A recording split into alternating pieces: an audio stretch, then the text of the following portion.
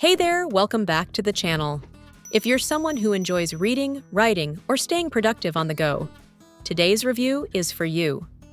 We're looking at the Bigme inkNote Color Lite, a 10.3-inch ePaper tablet that's perfect for both work and play.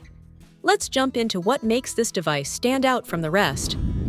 The Bigme inkNote Color Lite features a stunning 10.3-inch ink display with a 2480 by 1860 resolution, making it perfect for long reading sessions without straining your eyes.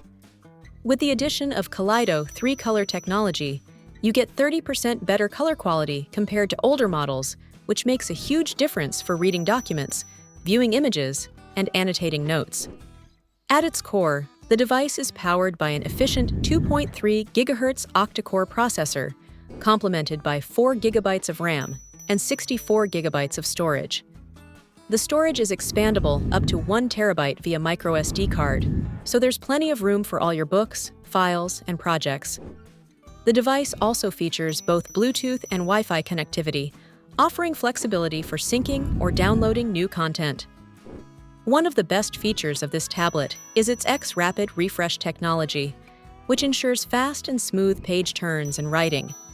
It also has customizable display modes, so whether you're reading, drawing, or making notes, the tablet adapts to your needs. The Meeting Records app is a real game changer, allowing you to record and transcribe voice-to-text offline. This is especially useful for students, professionals, or anyone who needs to quickly capture ideas on the go.